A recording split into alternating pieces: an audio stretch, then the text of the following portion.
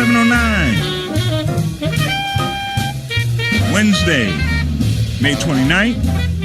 And this is Salim MuWakkil on the Talk of Chicago, 1690 WVON. You can also catch us streaming loud and clear at www.wvon.com. Here I am again on this beautiful Wednesday evening in Chicago. Privileged to have the pleasure once more of connecting to America's most astute radio audience. We'll be discussing many issues in the news this evening, including the ramifying consequences of the hacking death of the British soldier by hacking murder of a British soldier by an Afro-Brit Muslim. 10 more people have been arrested in connection with the murder, and they were arrested on suspicion of conspiracy to commit murder. But only 3 of those arrested and still in custody, including the 2 leading suspects. And 2 were released without charge, and 5 were released on bail. But UK authorities still haven't said how anyone that they've arrested are tied to the killings. And they've even been pretty tight-lipped about the attackers' identities and motives, although independent press accounts have already kind of taken care of that, including statements from one of the suspects, widely videotaped and recorded and broadcast statements that he said about doing this for the death of Muslims and Muslim countries, that the foreign policy of Britain. So that goes on, and there's been increasing incidents of a backlash, anti-Islamic backlash. A mosque was burned in one part of England, and there are very, very aggressive and emotional demonstrations being ignited by right-wing groups in Britain who have always wanted to push this cause, and now they have much more popularity and support because of this particular incident. And then there are other reports of in Britain's prisons. There have been some reports of violent attacks on prison guards and whatnot by incarcerated Muslims. And as a corollary to that, a high percentage of Britain's prison population is Muslim, and disproportionately Afro-Brit, pretty much like this country, although not quite as high a proportion, but still pretty high. And so there's increasing tensions in Britain and other parts of Europe as well. Sweden had some recent outbreaks of urban violence in Stockholm, in the suburbs of Stockholm. In France, there was an incident of a French soldier being slashed across the throat by someone who they now say they've apparently or reportedly apprehended him and say that he is a radical Muslim as well. And so tensions are ratcheting up in much of Europe about this whole multicultural thing, about how Islam is assimilating, how Muslims are being assimilated into these European societies. And, it's an interesting dynamic. We'll have to watch it very closely because there are many possibilities it could spin out of control and become something very, very damaging.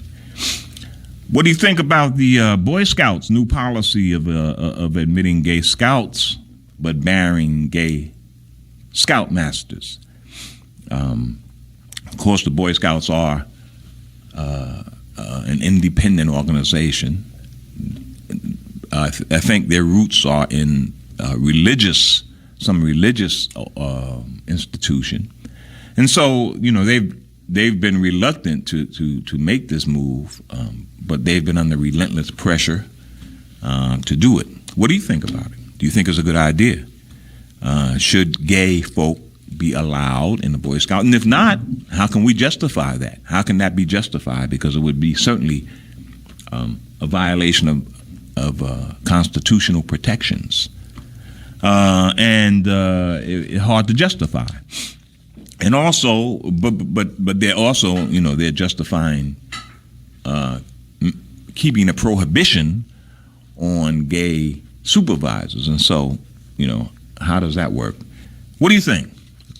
Give us a call, 773-591-1690. Let us know what you think. Well, it looks like we won't have Michelle Bachmann to kick around anymore. She just announced this morning that she's not running for re-election. All kinds of speculation has erupted around that announcement, whether she's doing it because she's under assault by various investigative agencies because of some campaign finance violations she's accused of making, and many agencies are investigating her for that. Some are saying that she had a political hard road to hoe. She just barely won in her last election against a Democrat who's running again, and she's lost a lot of luster because of her reckless rhetoric. And so maybe she thought, rather than be humiliated at the polls, it would be good to kind of play like, you're doing something noble by bowing out after 8 years. So all of that is going on. But Democrats are not exactly happy that she's bowing out, because she provided a very useful political foil for them. And they were pretty confident of winning the upcoming election. Without her polarizing presence, it might be more difficult for a Democrat to take that seat. And all of the seats are absolutely important, as is being emphasized by President Obama's visit to Chicago today.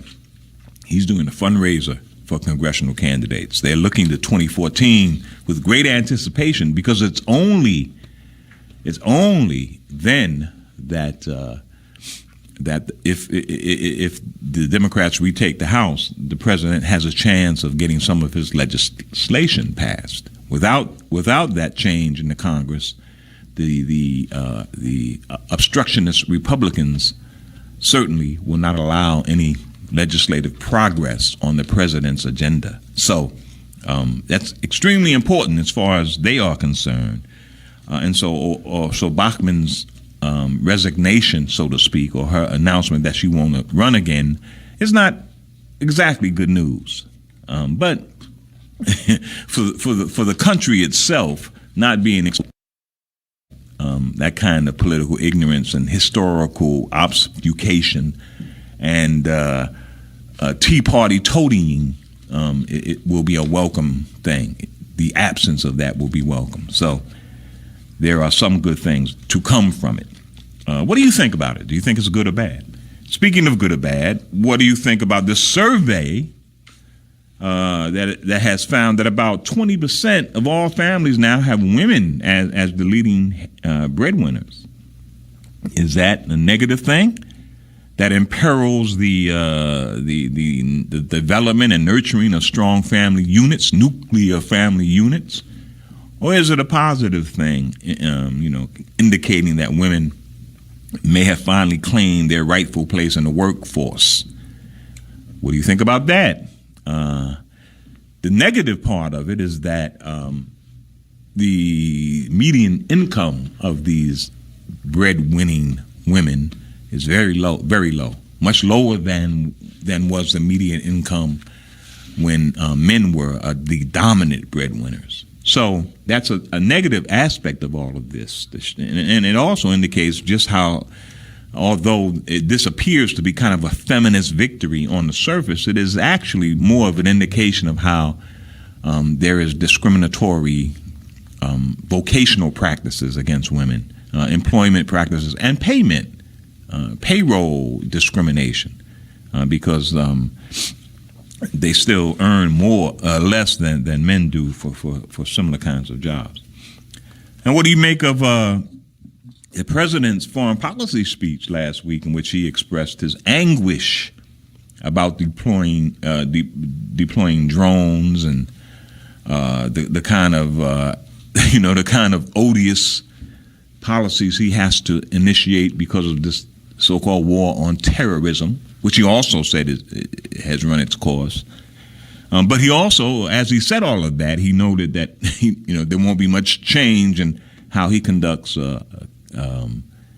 foreign policy.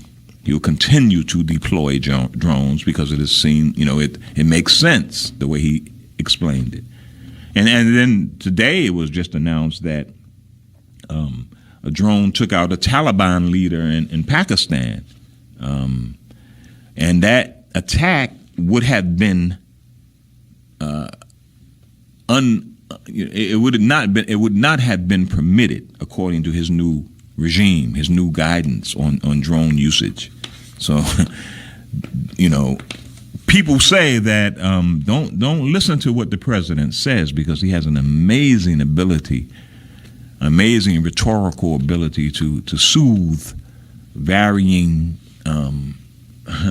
grievances. He is a soothing rhetorician, and so don't be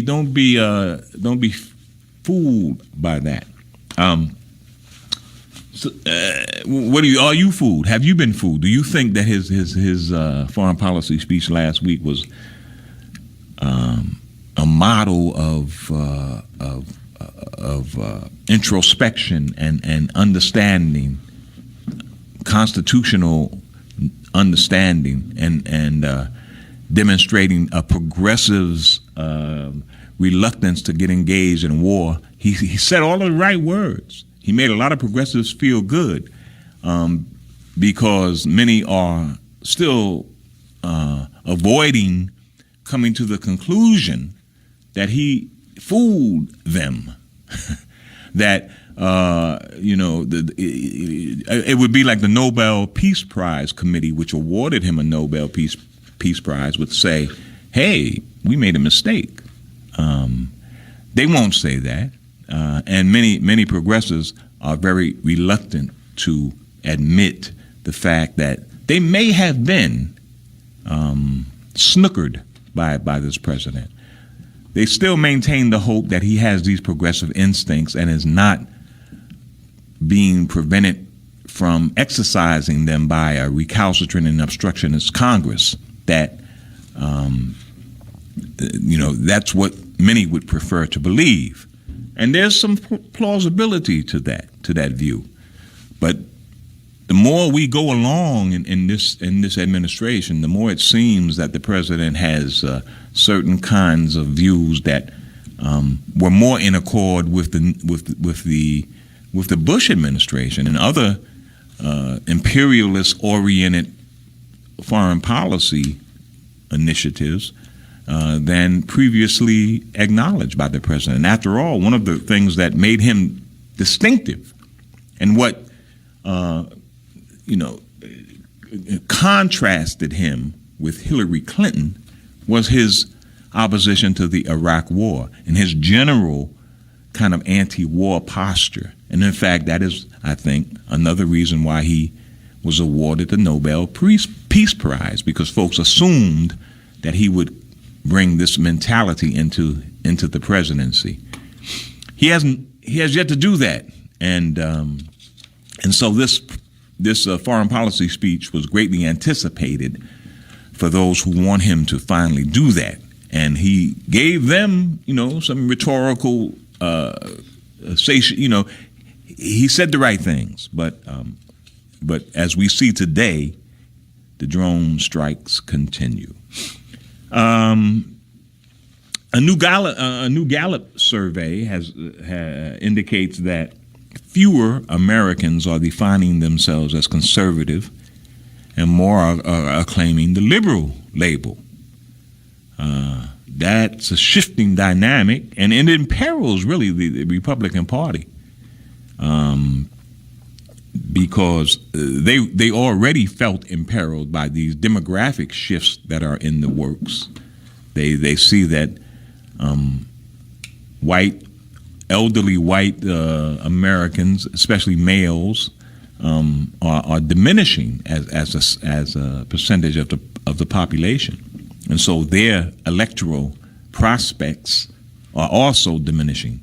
And now with this Gallup poll adding the ideological aspect of it all, that many people, not just demographic shifts, but ideological shifts are imperiling their future. The Republican Party is really involved in some serious introspection right now about how they can emerge from all of this as a national party. You know, they can be wiped out. They can be rendered obsolete. The Whigs were. There are other parties that came up in this country and went down because they just outlived their usefulness. And so Republicans are truly troubled about these new changes, and they're making some serious efforts to see what they can do about it. And another big but grievously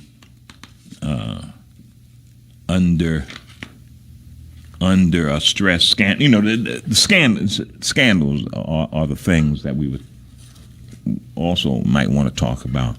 You know, this Benghazi IRS and AP scandal, press scandal. Also, a reporter for Fox News is also probed by the Justice Department, and it appears that the Attorney General had some knowledge of that, and that's being held against them. I think that scandal is worthy of discussion, and you know, some kind of serious effort to figure out what's going on with the Obama administration. The other incidents, I don't think, live up to the title of scandal. The IRS thing and the Benghazi thing, those are simply Republican attempts to embarrass the president or you know, to push their own agenda. It may even be connected to you know, their knowledge that they are becoming increasingly obsolete. Their obsolescence, the obsolescence of their policies. They're just trying to gain some political and popular acclaim before they fade away. Because this hobby horse of flailing the Benghazi thing, I mean, it's almost comical because it has no substance. The AP thing, however, is the press thing where they subpoenaed phone records of the AP. That's serious, you know. That's a serious violation that needs to be probed and considered on a more serious level, because you know the press is a very important aspect of this country. The media. Without a media, self-government is really impossible. Without an independent or at least aggressively adversarial media, self-government would be very difficult to do, and you know, we don't want that. So we're going to get to your phone calls, but first we're going to go to a little break, and we'll come back right after this. Yeah. Stair Steps. That's in honor of the passing of Brother Clarence Burke, former lead singer of the Stair Steps, the 5 Stair Steps, the Ooh Child Stair Steps. This is from a piece, an album, their last, I think, when they were the Stair Steps. They had lost the 5 Stair Steps thing, and they had up their sound a little bit. This is really a classic album that has not gained the kind of acclaim it deserves. Another aspect of the album, the name of it was The Second Resurrection, and it was named in honor of the Nation of Islam's movement when W.D. Muhammad took over after Elijah Muhammad died. The Honorable Elijah Muhammad died in 75. The world community of Islam was seen as the second resurrection. That's how it was widely termed, the second resurrection, second res. And this album was named in many ways to commemorate that, because many of these brothers were members of the Nation of Islam and also went with WD after Elijah Muhammad passed. They weren't the only group, the Delphonics, Kool and the Gang, Joe Tex. There were a lot of folks who were a part of the nation during that period. Very interesting time in America when popular music was also activist music and thoughtful music, spiritual music, dealing with things that were beyond the kind of everyday, workaday concerns that folks had. So I just thought, we would honor Brother Clarence with that selection, and I hope you enjoyed it. Great music from an amazing Chicago group, redefined doo-wop, and really gave impetus to the Jackson 5. The 5 Stair Steps were an incredible group. Back to the phones we go. Steve, hey, how you doing? Steve, good evening, brother. How are you? All right. I want to ask you a question. Mm-hmm. When the terms are used, the lesser two evils, usually when you pick the lesser two evils, that person either stops any bad policies from happening, or they protect the policies and the systems that's already in place. So what do you do when the lesser two evils is offering up the policies that he or she is supposed to be protecting? What do you support at that? That's that's the quandary that people in the U.S. have always been in, really, because of the limitations of the two-party system. You can't really operate a political party, a mainstream political party, that varies too far from the national ideology.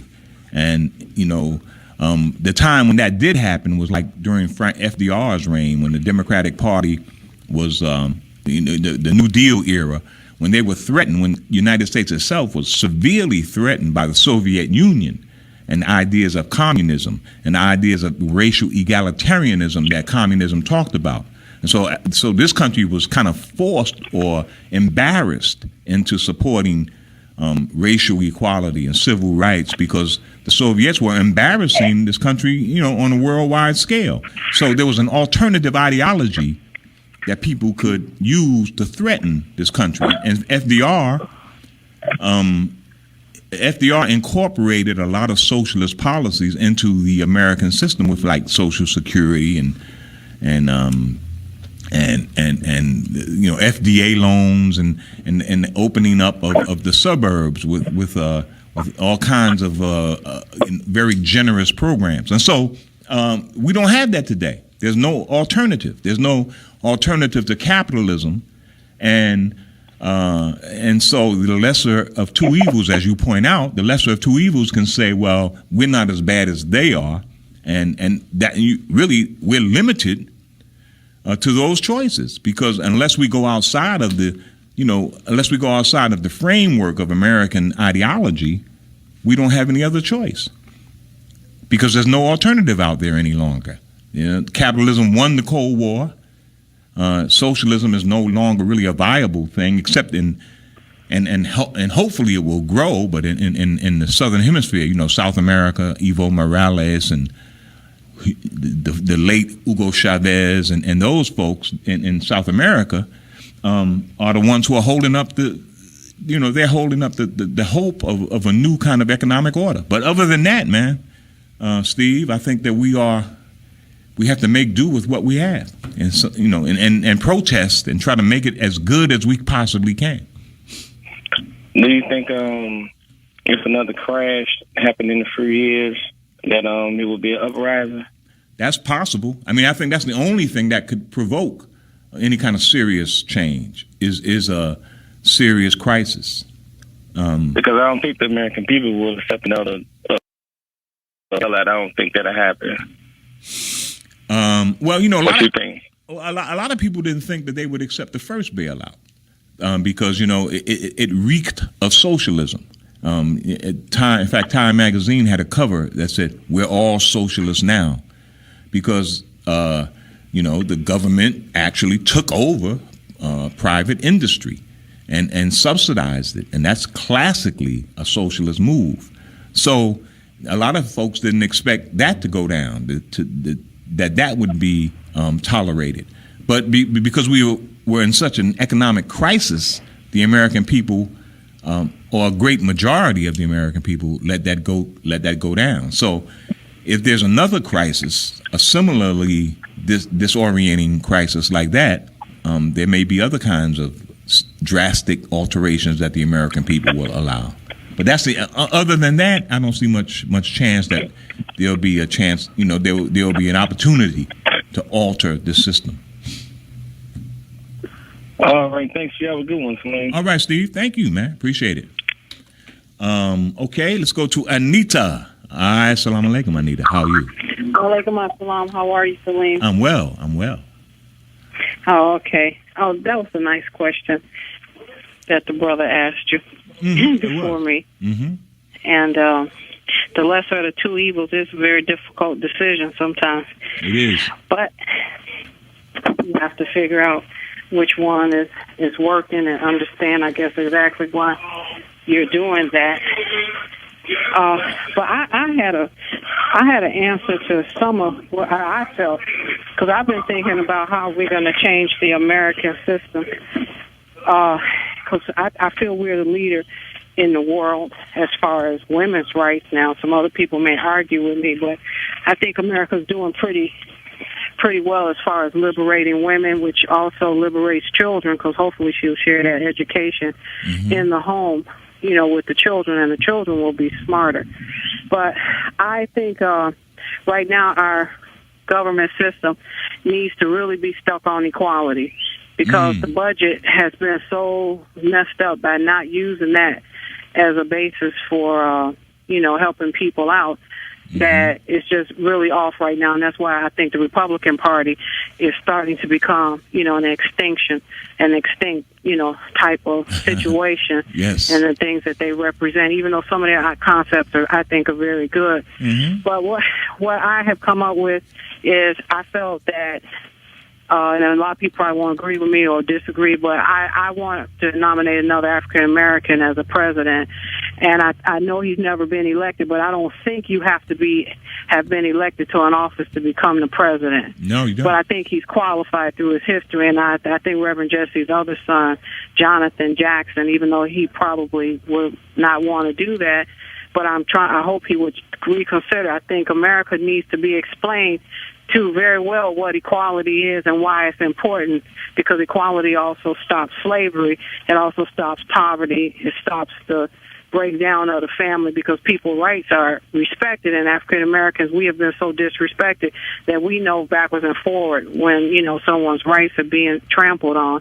And I think we could lead the world in that, and I think his son is so qualified by his history, and then he studies the budget a lot.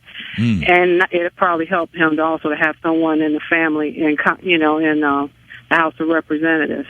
And I think that would work. I think Martin Luther King perfected equality, and of course we can work on it and make it different rules to improve that. But I think equality is needed right now in the United States more and improved on, and African American men need to be freed. That's another reason why I think an African American man needs to be there, because he understands a lot when he's talking at push. And I'm tired of waiting for Caucasian men to figure out what damage has been done. They haven't figured it out in all of this time. I don't think they're going to figure it out. Do you think Jonathan, as a candidate, would be an effective vote getter from the majority of Americans, as Barack Obama has been? If they're fair and they're really thinking about their Constitution the way it's supposed to be revised as of the current date, if they were being truthful, that's the way the Constitution, I think, would read. And if they're not being truthful, then they're going to want the Republican situation. But by voting for Obama, they were showing that they didn't feel comfortable with that either. So, African Americans can't keep paying, to keep these concepts going, and it's not equal for them. So I think it needs to be straightened out. African American men, I mean, I couldn't believe what I went through in my marriage when I had my children with African American. It's just ridiculous, the amount of afflictions that have been put on us because of what slavery represented. Like what? What do you mean? What do you mean? What happened to you? Well, I mean,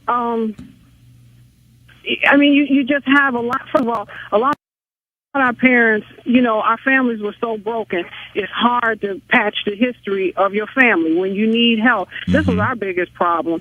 When you need help, I mean, the family is hard for the family to help because the ones that actually try to make it through slavery are having such a hard time, they almost can't help you. And if the government doesn't recognize the damages that they have done, then it just leaves you with no kind of way to have. Anita, now tell me this, Anita. How do you respond to those folks who may say to you, look, we, in the period right after slavery, African Americans did all kind of amazing things. They will point to Tulsa, Oklahoma, for example, which we're coming up on on an anniversary of Black Wall Street when it was destroyed.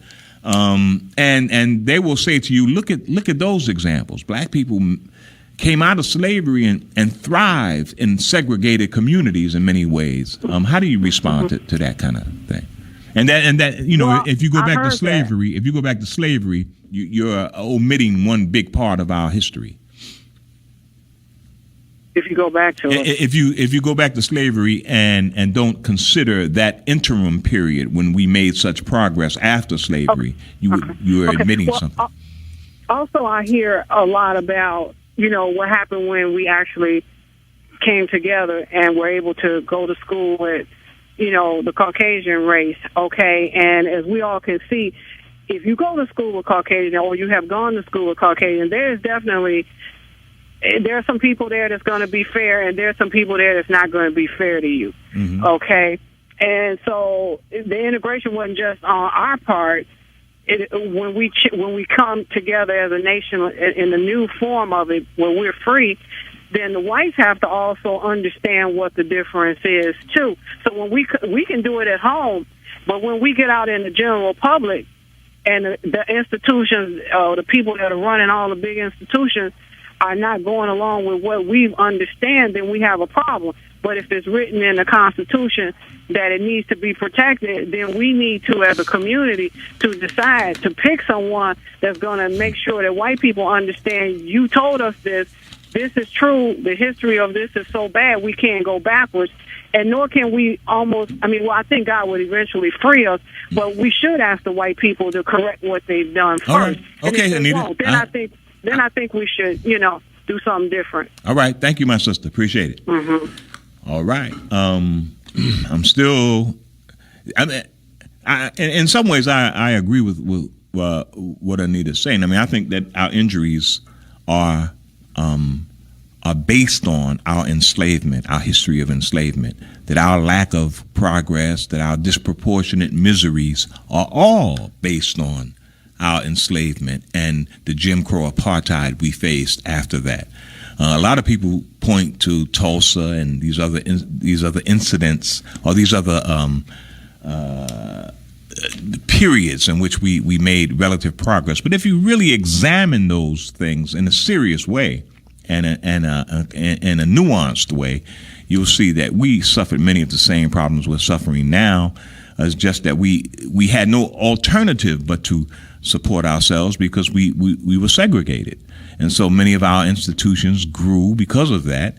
It was an artificial environment in a lot of ways because, slavery is an artificial environment, and so is Jim Crow apartheid. So once that artificial environment was outlawed after the Civil Rights era, we found ourselves basically with the same lack of cultural capital that we had when we were living in those artificial environments. And so I go back to slavery. I don't think that there's any interim period that you can point to and say that we made it then. No, I think that we've been injured, and we still have to deal with that injury, and we're facing the repercussions and the legacy of that injury right now. Let's go back to the phones. Maceo, hey, my brother. Hey, my brother Salim. Yes, sir. Yes, sir. How are you? I'm well, bro. I'm well. Oh, great. Let me just say hello to the VON family, your WVON listeners, and Albert Woods, Roxanne, and Mansong. Salim? Yes, sir. Did you know that this past Sunday, I mentioned that Mamie Smith's birthday was on the 26th, but yes. Also Miles Dewey Davis III birthday was Sunday, too. Go ahead, Miles. Yes, sir. Yes, sir. Yeah. I did know that. Uh-huh. You did know that? Mm-hmm. Yeah. So do you have that So What in your repertoire?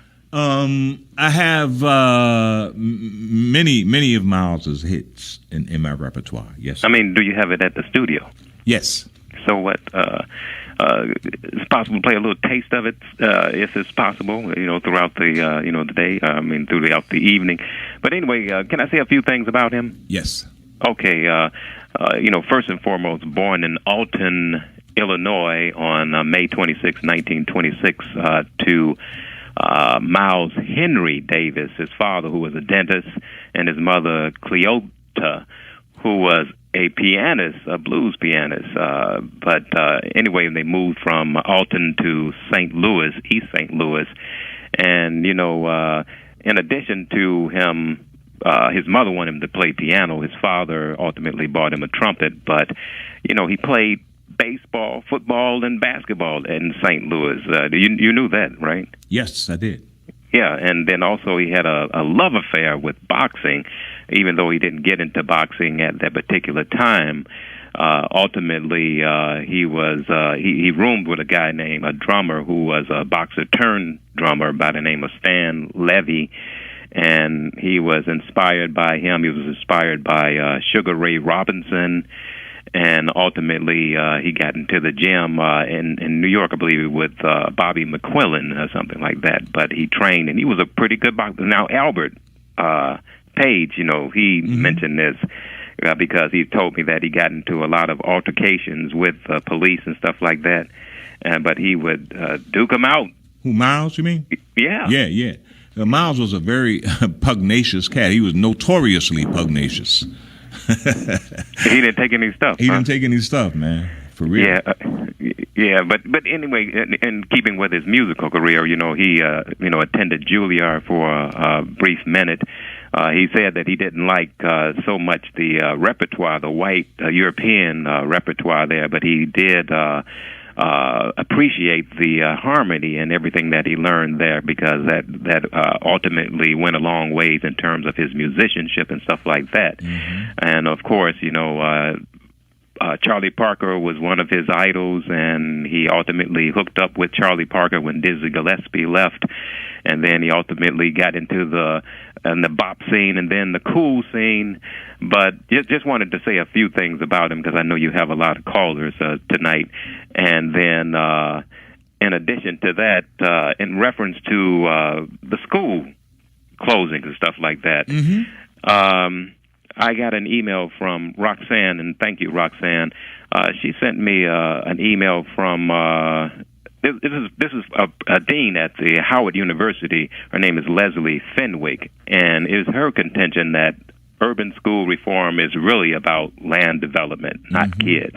Yes. And that is my total contention, that is what is going on here. Is about getting those schools closed, and so ultimately you can grab that land and then gentrify that land and move our people steadily and more so out into the suburban area. And that's what it's all about. I got a Facebook post from Brother Mel Craigwell, who made that same point. He posted me that particular article and said, "Oh, really?" In the post, he said, "I've heard folks on your show make this allegation about school reform being essentially a land grab." So yeah, I mean, you make that's the point. Absolutely. Oh yeah, and then in closing, Steve on Saturday was saying that it's still this that the artifacts, the Olmec artifacts, isn't concrete proof that there were African people here early. If it doesn't say anything about that, I don't know what would. But I want to say that the pyramids and the stelae and the temples that are down there, who were those inspired by or more to the point built by, if they weren't African people that were here in the BCs, and particularly from ancient Egypt? They had the wherewithal to do it. Queen Hatshepsut had ships that sailed the sea, and there was a study. But you're right. But Steve is right that mainstream historians have yet to validate that in any serious way. These have been most of the information that you're citing are from historians who are out of the mainstream, alternative historians, or what we would call what some would call revisionist historians, but who have really, what they have done is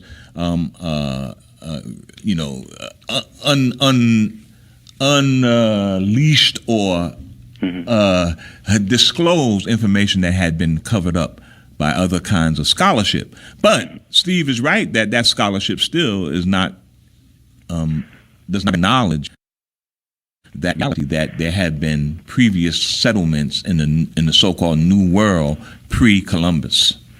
But you see, and I know the point, the flaw in that is that and the flaw is that there are historians, white historians, that have said, the credible white historians that have said essentially the same thing. Franz Boas, you're familiar with him, anthropologist, Franz Boas. Boas, yeah. Mm-hmm. But there are other anthropologists, archaeologists that have made that assertion as well. But the point is that in ancient Egypt, where else beside for Tarseti, which is now the Sudan, pre-dynastic Egypt, and Egypt, are there pyramids of that liking, or steles, temples? And so, there are pyramidal structures in Siberia as well, and there are people who claim that if you follow the genetic trajectory of human populations, many of those Siberian tribes were those who migrated across the Bering Strait to populate the so-called New World, and they took some of that pyramidal knowledge with them, and you can find examples of that throughout the New World. That's what the mainstream scholars conclude, and that there's wide consensus from other mainstream scholars. And but the mainstream scholars would also involve or include the University of Oxford, the University of Hawaii, the University of Los Angeles, who contend that 55,000 years ago, the only people on the face of the earth were black people. And that is true. They all agree with that. But the migratory, but they say it wasn't until 50,000 or 100,000 that the first population of black people left the African continent to populate the rest of the planet. Those migratory patterns you can trace genetically, and that the last people, the people with the least genetic diversity are the inhabitants of the New World, the so-called Amerindians. They have the least genetic diversity. That means they were the last people from that African migration. Last Homo sapiens, right? Last Homo sapiens. But the scholars that Steve talked about, Mary Leskovich. Oh, those, yeah. There's no validity in a person like that. You're right, but I mean, she harmonizes, her views harmonize with the views of many of the mainstream scholars. That's why, absolutely. That's why it's in order to place the revelations of these alternative scholars into the canon, it has to be some serious scholarly work, man. And that's what, if people are doing it. There's a lot of that going on, but it takes time to change the canon to include those kinds of revisionist notions of the history of civilization. Okay. Well, would you conclude or contend that Mary Leskovich is a serious scholar? She's a serious scholar, but she's seriously mistaken. She's on on the wrong track in many ways, and some people have revealed that, but she still gets support from her peers, and that's where it has to be challenged. Thank you, my brother. Okay, Appreciate thank you, it, and Dr. Shankar the D. Yes, sir. Is a giant. Okay, thank you. Absolute giant. Thank you, Brother Maceo. This is a serious issue that needs more discussion, and we're going to do it. We're going to do it. Maybe not tonight, but other times we will get to it. We're going to get to you once we come back from this break, so stay tuned. We're back. 811, Salim MuWakkil here. That was So What? That's a live rendition that Miles did. Maceo brought that to mind because it was Miles' birthday on Sunday, and that brother deserves commemoration whenever we can do it. So I appreciate Maceo reminding me of Miles's birthday. He is a giant who deserves to be commemorated. Okay, let's go back to the phones. Sister Marielle. Hey, my sister, how are you? Sister Marielle, are you there? Sister Marielle, going once, going twice. All right. Bye-bye, my sister. John, hey, man. How you doing? Salim, how you doing? I'm doing well. What's up? John? Damn, John. Hey, are you there? Yes, I'm here. Can you hear me? I can hear you. Yes, sir. Oh, I'm sorry about that. Okay. Let me be very quick. You heard anything about Marvin Jr. of the Dells? No, I haven't. Okay. Salim, and you fading out. You're coming in and out, man. You're drifting in and out, John. Can you do something about? I'll call. Okay, I'll let you go, Salim. Maybe there's something wrong with my phone. Sorry about that, Salim. Okay, man. Thank you, brother. Call again. All right, brother John. Let's go to Aaron. Hey, Aaron, how are you? Assalamu alaikum. Walaikum salam. How are you? I'm doing well, man. Doing well, my brother. Finally we got 80-degree weather, man. Huh? I said, finally we got 80-degree weather, at least where I'm at. Oh, yeah. It didn't quite make it to 80 here yet, but it's on the way. Okay, well, regardless, it's beautiful weather. Yeah, it is beautiful. It is. Yes, anyhow, something that I want to bring to the table real quick. I was watching the news earlier, and I don't know what you heard about it, but the Illinois, I don't know, I think House of Representatives or States, one of those state representatives, they was talking about they were kind of in the middle of trying to pass something in the law about, gay marriage. And so I'm sitting here, and I'm watching, and they were showing, these preachers and pastors, expressing their disapproval. And I'm sitting here, and I'm kind of, giggling. What are you giggling about, Aaron?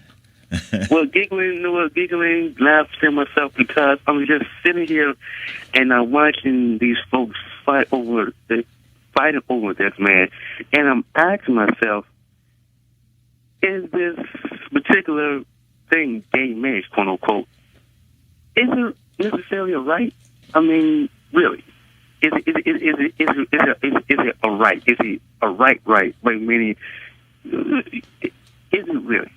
This is what I'm thinking to myself. I'm starting to, ration it out. Mm-hmm. Well, what do you think? I mean, it does not fit that. It does not fit that category. I mean, the right to vote, that's one thing. What about the right of equal protection under the law according to the Constitution? That's one of the things that is pushing this legislation. That's kind of the constitutional momentum behind it. That I understand. Yeah, right. I understand what you said. That will fall in that category because you can't discriminate a person because of their religion, their sexuality. That I understand. Mm-hmm. But what these folks are arguing over gay marriage and I'm trying to make sense. I'm trying to explain it, but yet make sense out of it all. And I don't know if you heard it. Well, just say, if you look at it this way, if you say if gay people are not allowed to marry, what is the reasoning behind it? What reason can you give? What reason can the state provide that's compelling enough to prevent same-sex couples from having the benefits of matrimony as other folks do?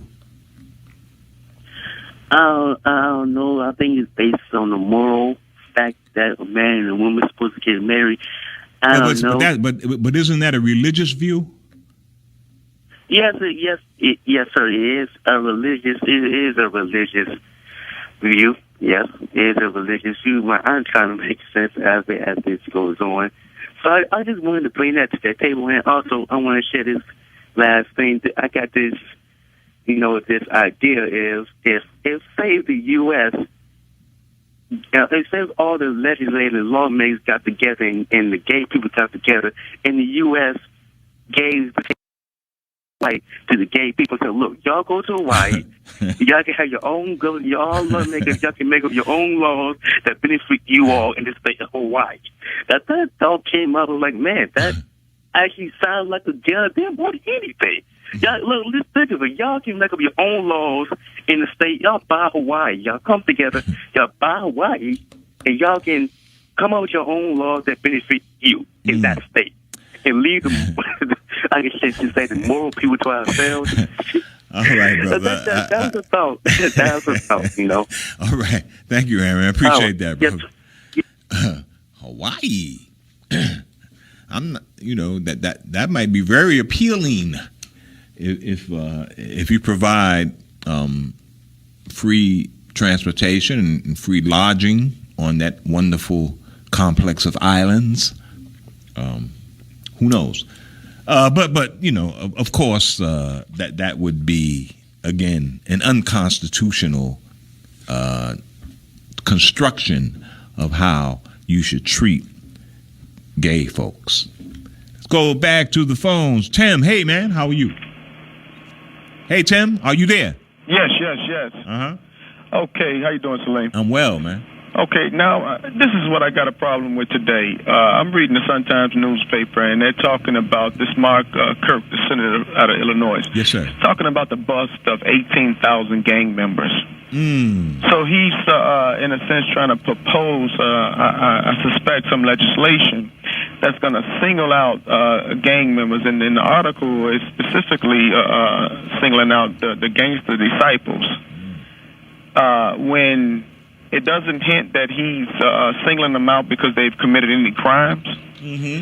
They've done nothing wrong other than the fact that perhaps, because we know that perhaps the large makeup of the gangs in Chicago is black and brown youth. Right.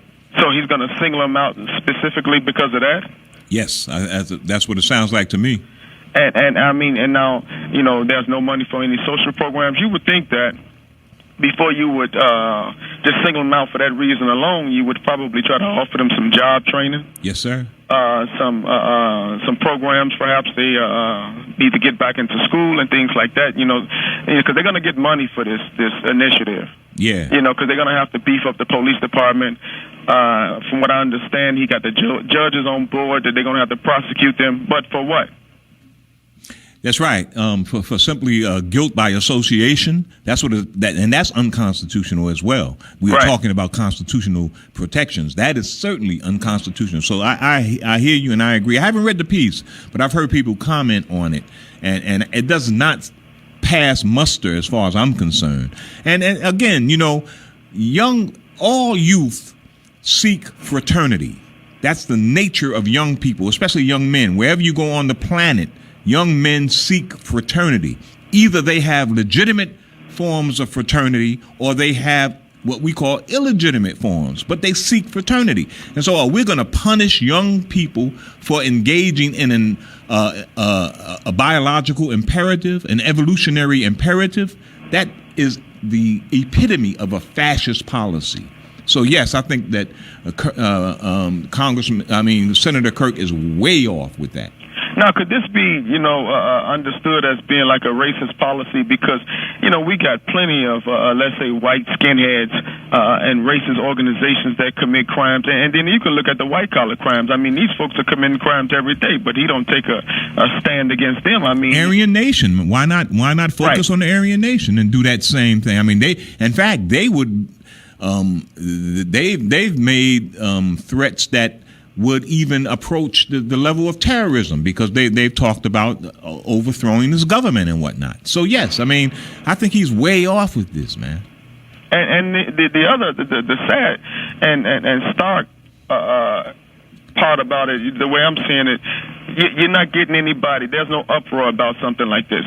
Yeah. I mean, that's because that's one of that is in fact one of the more distressing aspects of all of this, man, is that so many black people feel so besieged by crime that we are willing to give up our constitutional protections for this kind of foolishness, because we think that it will somehow improve the conditions in our community, without realizing that it is the slippery slope that black activists have been talking about for many years. We can't allow this to happen, man. No, not at all. All right, thanks, Elaine. All right, man. Thank you, brother. Appreciate it. All right, let's go to Teresa. Hey, Teresa, how you doing, my sister? Hey, how are you? I'm doing well, baby. You know what? I just wanted to call and say thank you for mentioning the 5-stair step. Oh, yes, I mean, this is the first time, period, ever. And I've heard anybody talk about the 5-stair step. They were bad, weren't they? Awesome. And they represent Chicago, represent Chicago's energy. I mean, it's unbelievable that they're not icons. I mean, you're right. They were on. I love the 5-stair steps, and I thank you so much for talking about them. And I want to give out my condolences to their family, right? Yes, right. Clarence Burke passed, and yes, the family is I've seen some presentations made to members of the family over the last few days, and they seem to be very appreciative of people expressing those kinds of that kind of appreciation for what the group accomplished. Yeah, because they represent Chicago. Oh my God, Chicago's energy. They were so even much. on the Windy Sea label at one point. Wow. When they did Ooh Child and A World of Fantasy and all of that stuff, man, that was some beautiful stuff. I swear, and nobody sound like them. They are so original. They had, that's one thing about it too. Yes, absolutely. But I also want to mention that I agree with the young lady who mentioned Jonathan Jackson. Yes. I know exactly where she's coming from. I just want to say that. Yeah. He's an impressive brother, no doubt about it. He really is. Mm-hmm. But okay, have a good evening. All right, thank you, Teresa. Appreciate it. Okay. You too. Sister Teresa. Okay, let's go to John. Hey, man. Good afternoon. Enjoyed listening to your program here in Princeton, New Jersey. First time I had a chance to tune in and listen to some of your perspectives and some of the thinking of your people that have been listening in. Yes, a couple of callers down on the road talked about Charlie Parker and Miles. Yes. Yes, I believe if he's still listening, Parker. Miles' influence was Parker that led him into going into music. I think he was a mentor underneath Parker. That's where Miles first started playing, man. 52nd Street, his first style really that he got into in jazz was bebop, was Charlie Parker's thing. That's true. And I think a call before that, a sister called in. That's when I came in the middle of your conversation. I think she was talking about, I think both of you were talking about the psychological effects of slavery and why we as a people are in the condition that we're in today. I do agree with that. I think hopefully you can get the sister, DeBar. Dr. Joy Degree. Yes, I think she wrote a number of books, the psychological effects of slavery, and why we are in the condition today as we are. I hear where you and her were going with the conversation. I agree 110%. But at some point, we as a people, I believe, we have to move forward. And I'm not saying we're making excuse. I think the problem over the last, since we've got our emancipation in the 60s or a right to vote and everything else, we stopped fighting to move our people forward. I think we allow now a president, a black man, to be in the White House. We have people, governors, mayors, and I think they stopped fighting for the cause, and we allowed it to happen. So we've kind of, in a sense, to me, sealed our own doom. And I know you remember when Senior George Bush made that statement, New World Order. I think that's where we're at right now, New World Order. And unless we reverse this madness, the madness within our communities and around the world will continue. I just came back from China. I was on vacation for about 10 days. And China is a global power. I'm sure you know that. And nothing is going to change that. So I don't give a damn about what the politicians say in the Congress and the Senate. China is a global power. They're sitting back laughing at us. We spy on them. They spy on us. But it's about business. So tell me this, though, John. How are there I've talked to other folks who've been to China recently, and they say that their infrastructure and the transportation technology that's available in China is so much surpasses ours that we should be ashamed. Is that true? Do you find that to be the case? I agree with you 100%. Now, I'm in the technology part of it. So I have a history website, and I went there for business, and I've gone there for vacation. Over the last 5 years, I've gone there about 4 times. And the area I started going to about 4 years ago was Beijing, and then I flew down to Chengdu. Chengdu, I believe they had the Olympics in the 60s or the 70s during that time. But yes, it's 1 billion people. Their infrastructure is strong. They're globally moving, and I encourage African Americans to do business. If you're not trying to do business or make headways into the business with the Chinese community, you are behind. So technology-wise, that's important. The other thing I want to bring up is 2016, and the other thing is the Olympics will be in Brazil, and you need to start making headways. Anybody that's looking to do business, sports-wise, entertainment, whatever, you need to make headways there. The American companies are already set up bases already there, and as I travel to get back to China, as I travel around China, the American businesses are all over the place. But the thing about China is China protects their infrastructure. They protect. You can do business, but you got to do it under the partnership agreement with them. If not, you're not going to do business. See, but China wants to protect their culture, but what's changing China, I think China finally woke up 50 years ago when they tried to fight us with the bomb. It took them 50 years to realize, don't fight America with the bullet, beat them with the money. And that's where China is beating us with the money right now. Yes, they are, indeed. Yes, sir. All right, man. Hey, John, call again, brother. I appreciate that, man. Appreciate that kind of input. And I will continue listening to. Please do. All the way from Princeton. You're a homie, you know. I'm a Rutgers alum myself. Rutgers is in some hot water. I know, man. They're having a hard time with their athletic director now, right? Oh, boy. It never stops. Yes, sir. Thank you, brother. Appreciate it. All right. All right, brother John. Hey, I appreciate that. Hey, and that international perspective is one of the things that I heartily endorse. We are global people, and we don't realize just how global we are. It took, I had to go across the water before I understood the currency of African Americanness. It's unique, and many people treasure it, and we don't use it like we could. And boy, Brazil, the upcoming Olympics in Brazil, what an opportunity. So I hear you, John. Thanks for bringing that up. Let's go to Mustafa. Hey, my brother. How are you, sir? Salam alaikum. Walaikum salam, Aki. Yeah, I'm down here in St. Louis, man. Hey. But I'm from Chicago. But this whole Mark Kirk thing, Yeah. Here's my thing. What more do we expect, man? What more do we expect? This is bad. It's not. I had a conversation with someone earlier on Facebook, and they were saying this is personal. It ain't personal. This is political and financial. They've been doing the same thing for years. You know what I'm saying? When things get going bad, you know, they target us as a scapegoat and say, oh, yeah, we got to get these guys. They're bad. They, you know, this, that, and the third. And we fall for it every time.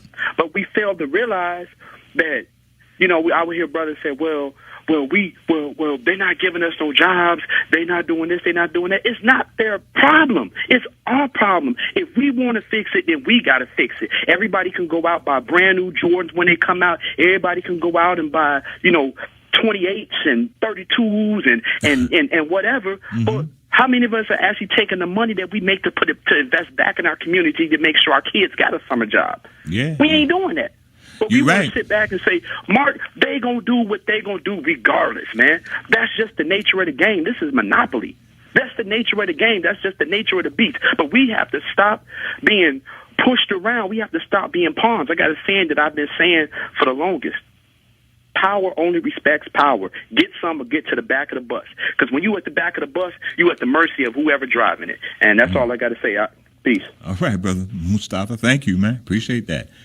I hear the brother. The brother, he makes sense. And, of course, many people have made that precise argument for many years. The question is, of course, it always comes down to this: why don't we do it? Why don't we? It's so obvious, you know. Why don't we come together? Why don't we consolidate our meager earnings and make them less meager with unity?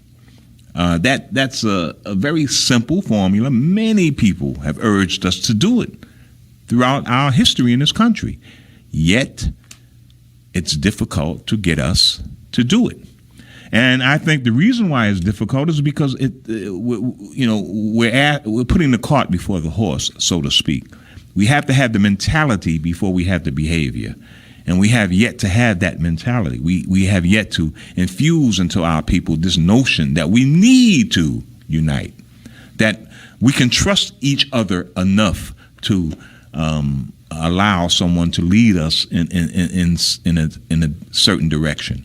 One of the things that distinguished the Nation of Islam, one of the things that distinguished the UNIA, the Universal Negro Improvement Association, which was Marcus Garvey's group, was that they were willing to defer their judgments and their opinions or their notions of where we should go to other kinds of leadership. They submitted to other kinds of leadership. In the Nation, it was religiously based, and brothers were willing to submit themselves to a higher echelon of leadership.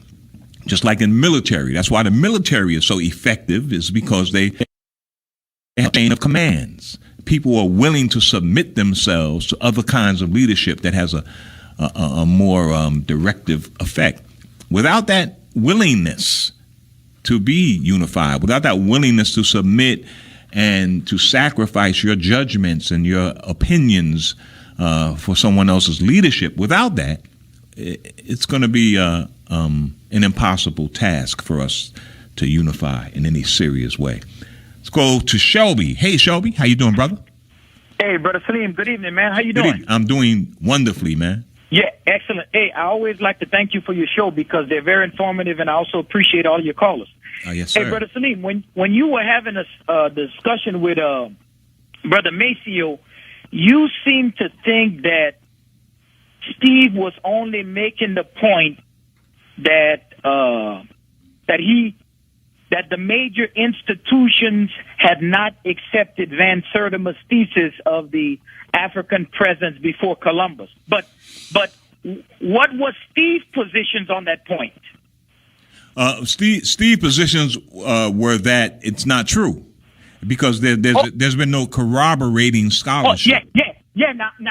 Now, when I listened to his, I recorded the show, and when I listened to what he said, his exact words was, "There was no sign." That's an exact quote from what he said. Now, let me just give one scientific. Is when people study metallurgy, the composition of metals. Yes. Is that considered a science, Brother Salim? Yes, it is.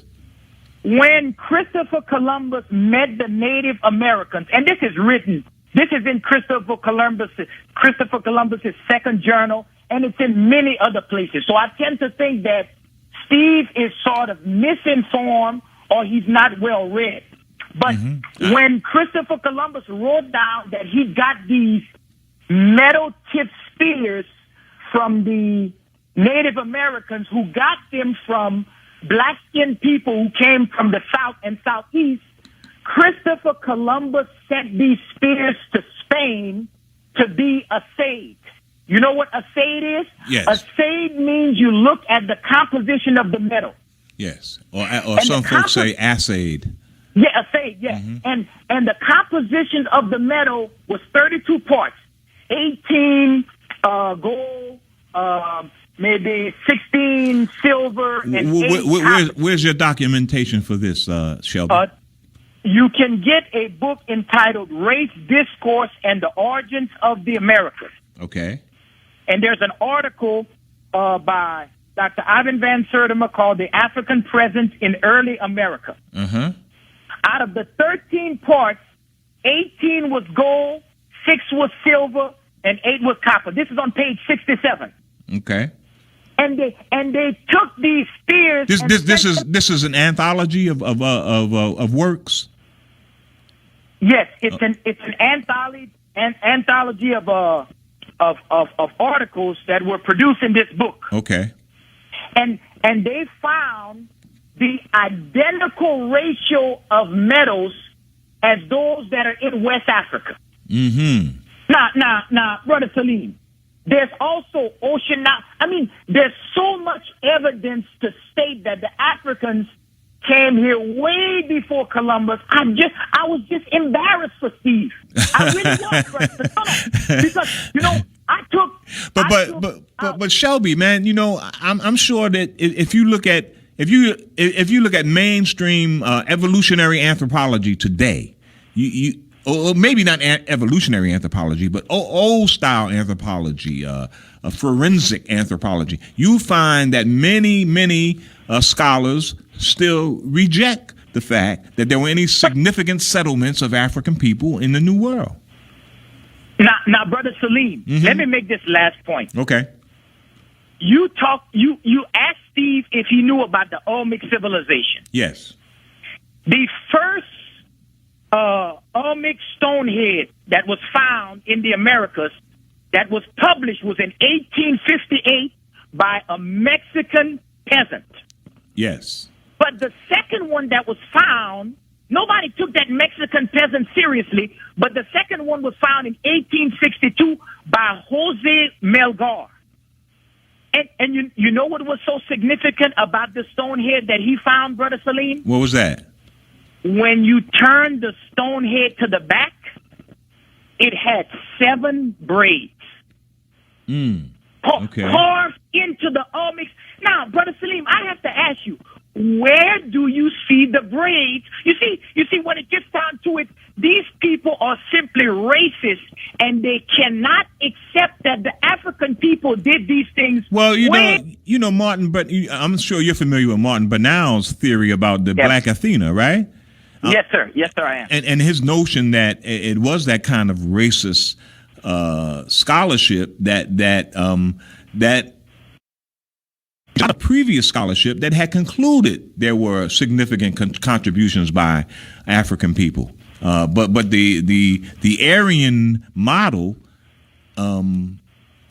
began to erase those other models, right? Brother Salim, it's a prevailing thought that you have to rewrite the African completely out of history. Yes, sir. He was very significant. He was insignificant. He contributed nothing to history, and nothing could be further from the truth. That's right. So I wish Steve would come. You see, his point is that, there's no major body of evidence or something like that. That's right. Just when he come on, can you ask him to refute what I say about the study of metallurgy? Metallurgy, okay. Yeah, give me some books, man, to refer him to. Oh man, hey, look, man, I got about 50. Okay. Hey, look, I got no, serious, man. Dr. Ivan Van Sertima, African Presence in Early America. Yeah, he wouldn't respect Ivan Van Sertima's work. No problem. Hey, Aura A. Girasse boy, Ancient Egyptian Survivals in the Pacific. Ancient Egyptians and Chinese in America, Aura A. Girasse boy. Aura A. Girasse boy. Girasse boy. Okay. Yeah, it's spelled Jairavzbhoy. Okay. He lists 134 cultural similarities between Mexico, Peru, and ancient Egypt. Oh, very good, man. Very 134 illustrations that cannot be denied. And I mentioned that they had hieroglyphics in the Grand Canyon in that article. Yeah. It was on the front page of the Phoenix Gazette. It was dated April 5th, 1909, and it's entitled Explorations in the Grand Canyon. And they found hieroglyphics in the Grand Canyon. All right, my brother. All right, man. Hey, thanks a lot. Have a good evening, brother. All right, Shelby. Thank you, man. Thank you for the information, man. Yes, sir. Hotel. Brother Shelby. Okay, let's go to Fahim. Hey, brother Fahim. How you doing, brother? Hey, brother. What prompted me to call was when you introduced the news item, you talked about the news report today of the report that women 40%. Yeah. And I wasn't going to call tonight, but then when you said that the women they're still not satisfied because they're claiming that they don't make as much as men did, and I just thought that was just kind of absolutely absurd. Why is that? Well, for a lot of different reasons, really too numerous to mention. But I will say this, which is just worthy mention one that makes it absurd. The March 3rd, 2003 issue of Newsweek says, from schools to jobs, black women are rising much faster than black men. What this means for race relations, okay, among other things. My point being, nature is going to take its course because, and this, some people may find this kind of radical, it's not in a woman's DNA to be an authority over men. And that's why. What about the matriarchal societies of Mesopotamia and the matrilocal societies of Ghana and Songhai?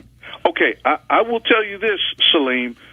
When you live, Angola incident. Okay, when we live in a climate that is not hostile, that is tropical. You will have women in more of a position of authority, okay? White Western culture has always been very regimented and very militant, very military, and women are not regimented like men are. Earlier, you talked about how isn't that a cultural behavior that various societies socialize their sex, their gender roles in different ways. So, yeah, part of it is cultural, but you have to also Queen acknowledge Nzinga was a warrior, man, and there was a warrior caste among Angolan women. So that was a socialization. But according to the view that you were talking about earlier. All right, you have to acknowledge the fact that men have testosterone, women have estrogen. That's number one. True. That's number two, when we look at the last 40 years since the women's movement, black women in particular, and because I can't speak for white women, black women haven't started a movement like Marcus Garvey or Elijah Muhammad or any kind of a movement, and that's genetic, Salim. And now they've attained all of this superior economic and social status, but they're still not satisfied. But Fahim, you can't just say it's genetic and expect people. That's simply an assertion on your part. You have to provide some some corroboration, some data that corroborates your view, your assertion. Well, what you read earlier, that they are not satisfied with their income. Well, it's not a question of they're not satisfied. It's just that their median income is less. Whether you're satisfied with it or not, the reality of it is that women breadwinners who are expected to sustain their families are expected to do it with less economic compensation than men do. But men have taken care of housewives. These are single moms. They're not taking care of a husband, a stay-at-home husband. And let me say this, probably the most significant aspect of this, which is, somewhat catastrophic, is the fact that we are witnessing right before our very eyes, Salim, and you mentioned it about the fraternity of boys who don't have that male bonding that they've always had with men. So we're absolutely witnessing the disintegration of our society right before our eyes. I think you have a point there, my brother. Well, thank God we finally come to some kind of terms that this is becoming somewhat. I think you're right about that. I mean, we those fraternal bonds are fracturing, and we don't have the kind of nurturance that we need in our community. Yeah, man. So what in summary, I think we're going to have to launch a hetero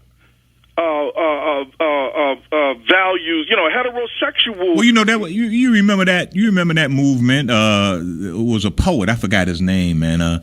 But that was his point, that men have to become more aggressive in their embrace of masculinity and worship their testosterone bequeathal, that kind of thing. I think when we consider that, and I always say this because it's a fact, we're in the post-agrarian, post-industrial age.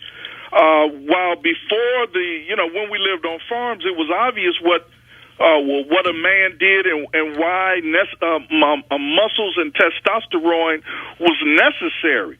Before we had electricity and cell phones. Yeah, but that's the point I've been making to you quite a while, man. Is that change also necessitates a change in our social arrangements and our gender roles. But see, nature is going to slowly take its course. Nature is variable, man. Did you think that a woman could make a jump shot like they can in the WNBA now? No, because a woman, her center of gravity is her womb. Her breasts are tender. She can't take a body slam like a man can. Tell that to these female boxers who are in the ring. Although I have a hard time. Salim. They are anomalies, no doubt. Yeah, the majority. You're right. I agree. I mean, there are anatomical limitations to what women can do as compared to men. No doubt about it. We are designed differently for different roles. I think the greatest failure, if I can use that term, is they haven't raised any men. I mean, that's the most basic thing that a man does. He teaches a boy how to tie knots and how to chop trees. And we have every week we're hearing about some plot of some boy that was going to blow up the schools. And this is in addition to the ones who've already shot up the schools. And I'm surprised, it'd be nice if President Obama would, or some kind of federal commission was appointed because see, if girls were shooting up these schools, Salim, there would be a federal presidential and Senate hearing, investigation, committee, councils, etc. What's wrong with our girls? You can align those kinds of aggressive actions with that same hormone that you talked about earlier, testosterone. We are victims of testosterone poisoning. Well, I declared that. Thank you, brother. Appreciate it, Fahim. Okay, let's go to Alfonso. Hey, my brother, how are you, sir? Hey, how you doing, man? I'm well. That's good. I was calling to comment about that article that you read about Mark Kirk about targeting against the Yes, sir. The brother that called up was asking why is he doing? Why is all of a sudden he's doing this? All of a sudden, yeah. You have to understand something about the prison industrialized complex. Okay. most of these states are strapped for cash, so they turn prisons over to private corporations. Mm-hmm. And you can go on Wall Street and invest money in prison. And the more prisoners you build, the more people you warehouse, the more money you make. Yes, sir. And you look at the majority of the prisoners, who are they filled with?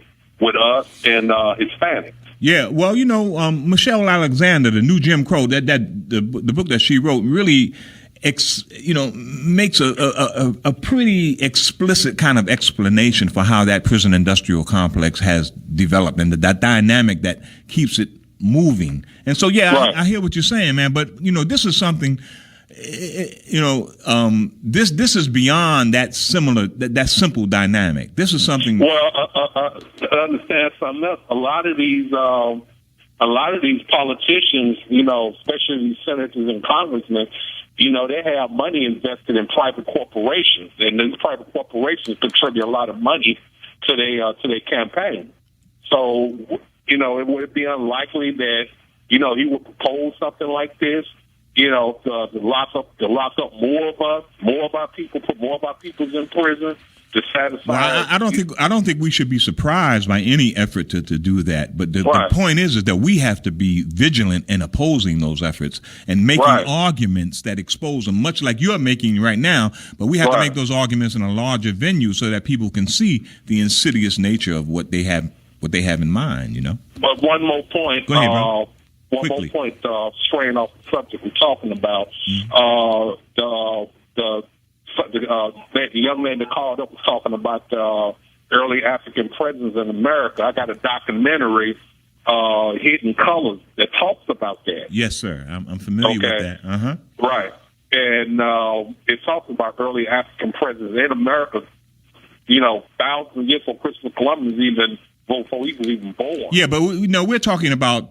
Okay, I hear you. Thank you, man. Appreciate it, Alfonso. Appreciate it. No problem. All right, bro. Let's go to Ray. Hey, Andre, how are you? Oh, hey there, Salim. How you feel tonight? I'm cool, man. Good.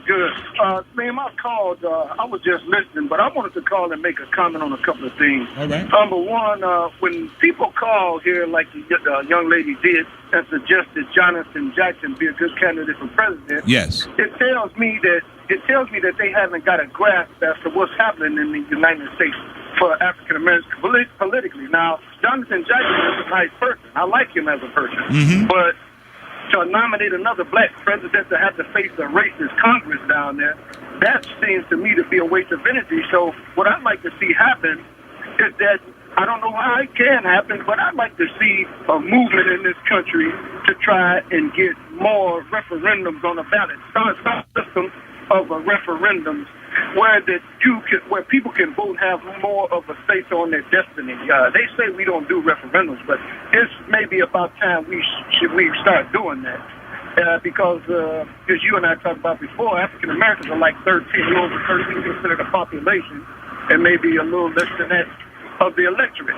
So politically, we're not necessarily strong enough to shape policy in this country, but with referendums and them doing other things, we can accomplish some things. But we're dealing with issue of racism, and we need to deal with that before we talk about running another African American president. Yes, sir. All right, man. Do you see what that would be feasible to try and get something accomplished like that? Well, there are a lot. California is a referendum-heavy state. A lot of their policy is set by referendum because they made allowances for it in their constitution, and I think that's legitimate, man. But you always have to be wary of popular referendum because pure democracy is one operates according to pure majorities. So without some sort of statutory limitation, sometimes pure democracies can empower the majority and imperil the rights of the minority.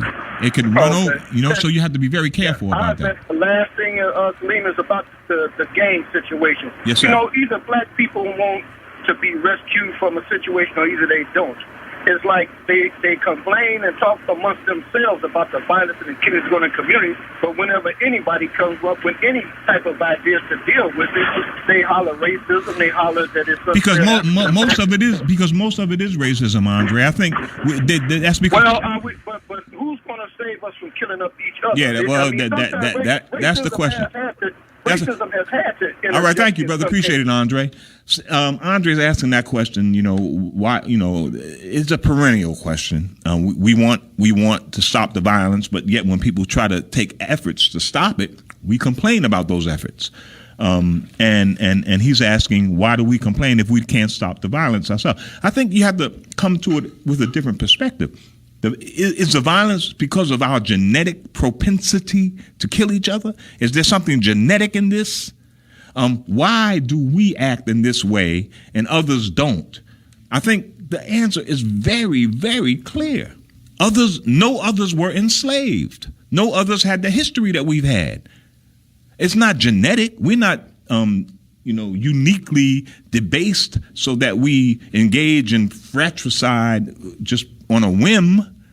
We didn't fall out of the sky shooting at each other.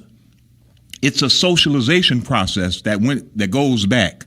And if we are willing to simply ignore that, I think that opens the way. That's the slippery slope, because we'll get lost in symptoms. Of course, there's symptoms that we're suffering, but we can't succumb to that. We have to understand why we are acting in this way and not simply succumb to these theories that we have some sort of deficiency that forces us to do that.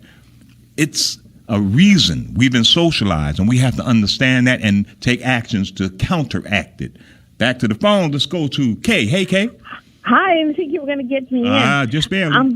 I'm gonna go real fast. Please do. As far as Fahim, if you're still listening, look here. During the 60s, Ella Baker was the backbone to a lot of and many to other the organization. Yes, sir. So yes, sir. don't talk about women. They placed Martin Luther King and all the other people in the front. That's but right. The reality is that without Ella Baker and other strong women keeping them up, they would go nowhere. Absolutely So I hope correct. you hear that. And second of all, Hetzibah, who was a pharaoh, and that was a woman. Okay, so they actually she had to wear a beard in public to show masculinity, but there was a woman That pharaoh. reminds me of that Monty Python skit. Have you ever seen that, where women wear beards so that they can throw stones at this guy? Because only women could punish heretics, and so the women wanted to punish them, so they wore beards and started throwing stones. It's just a funny aside. No, I didn't see that one. Okay. And finally, as far as Steve goes, Steve is one of those liberal whites with a PhD who thinks he knows black people and black culture. So why give this man credence, the kind of recognition like that? Because I've listened to VON a lot. We can't simply very ignore. Arrogant. Yeah, I hear you, and many people agree with you, but we simply can't ignore that. We have to confront that. I mean, we can't act as if those kinds of views don't exist. If we are confident in our own arguments, we should be able to confront that and challenge him on his face, right? Because he's just a trip. You just when you hear him. And then my last thing, and I'm gone. They will continue to have more minorities or black people or women in leadership positions, the more the economy and there's more problems. I mean, if this country was doing really, really well economically, I don't think they would have had a Barack Obama. Thank you, Kay. I hear you, and I agree. Let's go to Marcus real quick. 10 seconds, Marcus. Yes, well, I just wanted to say this, that all politics is local, and more black folks have got to get involved in their local politics. Thank you, brother. And their politicians. I appreciate it. Although I kind of disagree.